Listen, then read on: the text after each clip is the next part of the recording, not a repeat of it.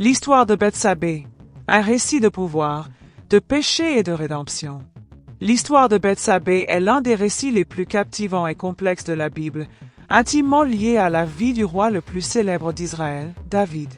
Connu comme un homme selon le cœur de Dieu, 1 Samuel 13h14, la vie de David est marquée par des triomphes extraordinaires et des échecs dévastateurs. Sa rencontre avec Bethsabée représente le moment le plus sombre de son règne, une faute morale qui a eu des répercussions sur sa famille, son royaume et l'histoire. Bethsabée, la femme au centre de cette histoire, n'était pas seulement l'épouse de David et la mère du roi Salomon, réputée pour sa sagesse et sa richesse, mais aussi la veuve d'Uri, un soldat loyal. Son histoire soulève des questions profondes sur le pouvoir, la responsabilité et le pardon, nous poussant à nous demander si elle fut une victime des circonstances ou si elle porta une part de responsabilité dans les événements. Cette exploration approfondie examine son identité, le contexte culturel de son époque, les événements de 2 Samuel 11-12 et les leçons théologiques que son histoire transmet. Qui était Bethsabée? L'identité de Bethsabée est ancrée dans ses liens avec des figures importantes d'Israël. La Bible l'identifie comme la fille d'Éliam, 2 Samuel 11h3, l'un des guerriers d'élite de David, membre des Vaillants, connus pour leur courage et leur loyauté, 2 Samuel 23h34. Selon certaines traditions, son grand-père était Ahitophel, l'un des conseillers les plus fiables de David, réputé pour sa sagesse, 2 Samuel 16h23. Certaines traditions juives suggèrent également qu'elle était la petite-fille de l'Onita, bien que cela soit moins étayé dans le texte biblique. Son nom, Bethsabée, pourrait dériver de racines hébraïques signifiant « fille de la promesse » ou « septième fille », tandis que dans certains textes, elle est appelée Bathshua, signifiant « fille de la richesse », une chronique 3h5. Ces noms suggèrent son importance, reflétant peut-être le statut de sa famille ou le sien propre. Avant sa rencontre avec David, Bethsabée était mariée à Uri le Hittite, un soldat d'origine étrangère intégré à la société israélite et servant avec une loyauté inébranlable dans l'armée de David. Les Hittites étaient un peuple non israélite, mais le nom d'Uri, signifiant « Yahvé est ma lumière », suggère qu'il avait peut-être adopté la foi d'Israël. La Bible ne donne aucun détail sur le mariage de Bethsabée et Uri, nous laissant spéculer sur leur relation. Étaient-ils profondément amoureux, ou leur mariage était-il une alliance pragmatique? Partageaient-ils des rêves d'avenir, ou leur vie était-elle façonnée par les exigences du service militaire d'Uri?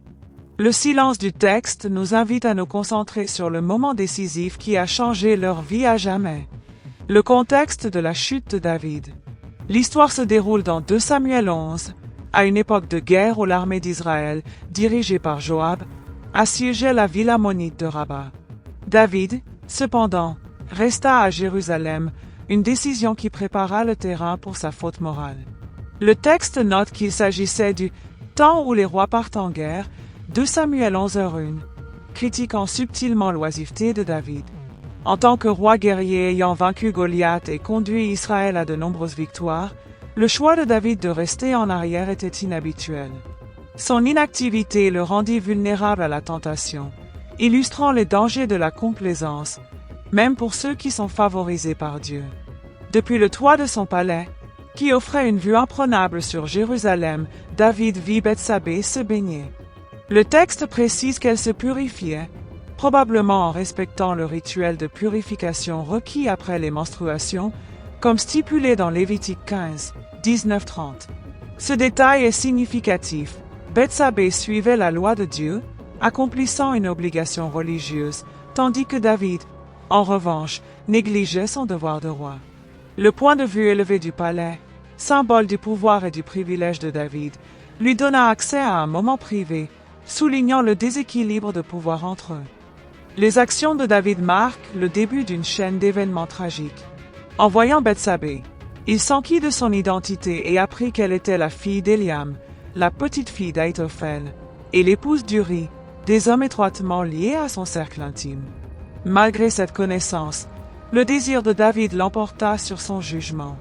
Il envoya des messagers chercher Bethsabée au palais, où il commit l'adultère avec elle, violant les commandements de Dieu contre la convoitise et l'adultère, Exode 20h14, 17.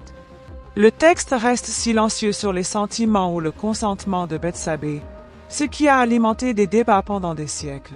En tant que roi, David détenait une autorité absolue, et son ordre aurait été presque impossible à refuser. Dans l'Israël antique, défier un roi pouvait entraîner de graves conséquences, y compris la mort. La dynamique de pouvoir suggère que Bethsabée avait peu de liberté d'action, un point renforcé par l'accent mis par le récit biblique sur les actions de David. L'absence de condamnation de Bethsabée dans le texte soutient davantage l'idée qu'elle n'était pas complice du péché. Quelques semaines plus tard, Bethsabée découvrit qu'elle était enceinte et en informa David, 2 Samuel 11h5. Cette nouvelle menaçait la réputation et le règne de David, car un enfant illégitime révélerait son péché. Pour le dissimuler, David élabora un plan pour tromper Uri. Il rappela Uri du champ de bataille, espérant qu'il rentrerait chez lui et coucherait avec Bethsabée, permettant ainsi d'attribuer la grossesse à Uri. Cependant, Uri démontra une loyauté remarquable envers ses camarades soldats, refusant le confort de son foyer alors qu'eux enduraient les rigueurs de la guerre. Même lorsque David le fit boire, l'intégrité d'Uri resta inébranlable. 2 Samuel 11:13. Frustré, David aggrava son péché, passant de l'adultère au meurtre. Il ordonna à Joab de placer Uri au cœur des combats les plus féroces et de l'abandonner, assurant ainsi sa mort. 2 Samuel 11:14-15. Cet acte n'était pas une décision spontanée, mais une trahison calculée d'un soldat loyal. Après la mort d'Uri, Bethsabée le pleura, comme le voulait la coutume. 2 Samuel 11h26, un détail qui souligne son chagrin et sa loyauté envers son mari. David l'épousa ensuite, pensant peut-être avoir réussi à enterrer son péché. Cependant, le texte note de manière inquiétante: mais ce que David avait fait déplut à l'Éternel. 2 Samuel 11h27. Le jugement de Dieu et le repentir de David. La réponse de Dieu vint par le prophète Nathan, qui confronta David avec une parabole sur un homme riche qui vola la seule brebis d'un homme pauvre. 2 Samuel 12:1-4. David, ignorant que l'histoire le concernait, déclara que l'homme riche méritait la mort. Les mots percutants de Nathan: cet homme, c'est toi. 2 Samuel 12h7, révélèrent la culpabilité de David. La parabole présentait Bethsabée comme la brebis innocente et Uri comme l'homme pauvre, soulignant l'abus de pouvoir de David. Nathan prononça le jugement de Dieu, l'enfant né de l'adultère mourrait, et la maison de David serait en proie à des conflits constants. 2 Samuel 12:10-14. Contrairement à Saul, qui détournait la faute de ses péchés, David répondit par un repentir sincère. Le psaume 51, traditionnellement attribué à ce moment, révèle son cœur brisé et sa supplication pour le pardon. Ô Dieu, crée en moi un cœur pur, renouvelle en moi un esprit bien disposé. Psaume 51:10. Malgré son repentir, les conséquences de ses actes furent sévères. L'enfant mourut, accomplissant la prophétie de Nathan, et la famille de David fut tourmentée par des divisions, y compris la rébellion d'Absalom et le péché d'Amnon contre Tamar. La question du rôle de Bethsabée a suscité de nombreux débats. Certains soutiennent qu'elle fut imprudente, se baignant dans un endroit visible depuis le palais.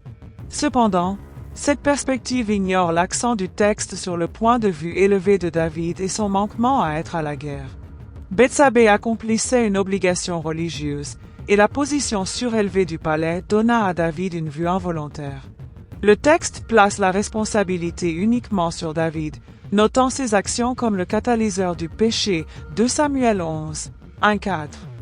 D'autres spéculent que Bethsabée chercha intentionnellement l'attention de David, peut-être dans l'espoir d'un statut ou d'une richesse. Pourtant, la Bible n'offre aucune preuve de cela. La parabole de Nathan la présente comme une victime, et le jugement de Dieu vise uniquement David. Lévitique 20h10 prescrit une punition pour les deux parties dans un adultère, mais Bethsabée ne subit aucune conséquence, suggérant qu'elle n'était pas coupable. Son deuil pour Uri indique également sa loyauté et son chagrin, contredisant les accusations d'opportunisme. Le contexte culturel renforce la vulnérabilité de Bethsabée. Dans l'Israël antique, L'autorité d'un roi était absolue, et refuser l'ordre de David aurait été périlleux.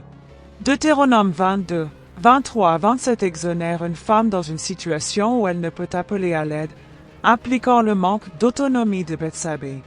Les actions de David, l'envoyer chercher, orchestrer la mort d'Uri et l'épouser démontrent son contrôle sur la situation. Bethsabée, en revanche, est dépeinte comme une femme prise dans les conséquences des désirs d'un roi.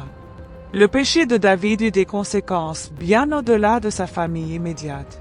Ahitophel, le grand-père de Bethsabée, trahit plus tard David en soutenant la rébellion d'Absalom, 2 Samuel 15h12. Certains érudits suggèrent que les actions d'Ahitophel furent motivées par la colère face au traitement de Bethsabée et d'Uri par David. Son conseil à Absalom de déshonorer publiquement les concubines de David, 2 Samuel 16, 21-22, accomplit la prophétie de Nathan selon laquelle le péché de David serait reflété ouvertement, 2 Samuel 12, 11-12. Cette trahison souligne comment les actions de David fracturèrent les relations et érodèrent la confiance au sein de son cercle intime. Les conséquences affectèrent également la maison de David.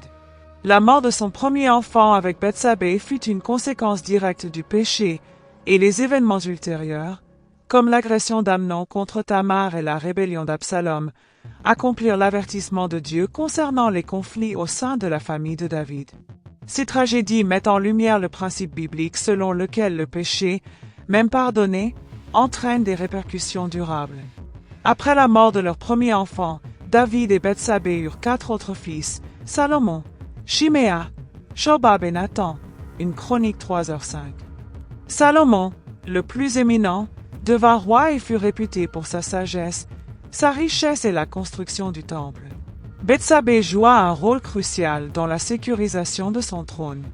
Lorsqu'Adonijah, le fils de David par une autre épouse, tenta de revendiquer la royauté, Bethsabée, aux côtés de Nathan et de Tsadok, assura l'ascension de Salomon, un roi, 11-31. En tant que reine-mère, elle occupa une position d'influence, conseillant Salomon et plaidant pour son règne. L'inclusion de Bethsabée dans la généalogie de Jésus, Matthieu 1h6, souligne son importance dans le plan rédempteur de Dieu.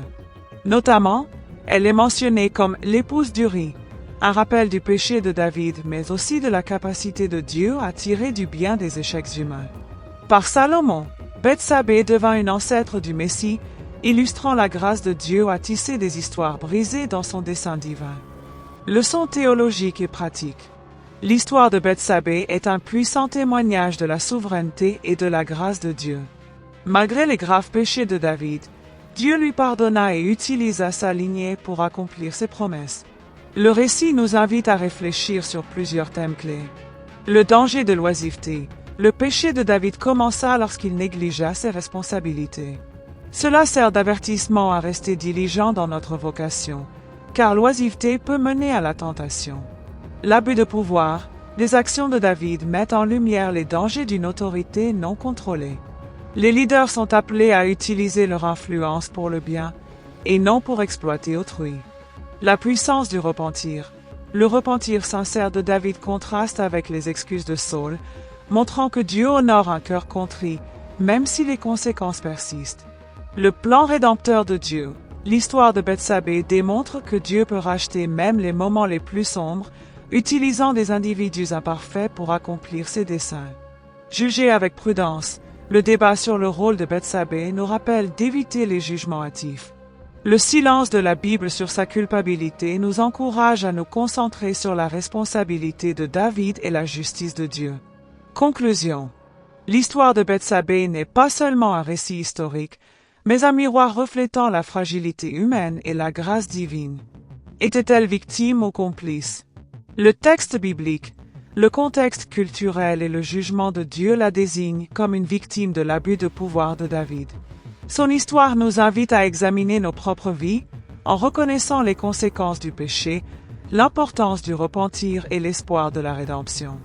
À travers elle, nous voyons que la bonté de Dieu s'étend à tous, rois, soldats, veuves et nous-mêmes, offrant le pardon et un dessein malgré nos échecs. Que pensez-vous de l'histoire de Bethsabée? La voyez-vous comme une victime, ou l'ambiguïté de son rôle remet-elle en question votre perspective? Partagez vos réflexions. Engagez-vous avec ce récit et explorez les leçons intemporelles de la Bible. Abonnez-vous pour plus d'enseignements sur la parole de Dieu et continuons à apprendre ensemble sur sa grâce.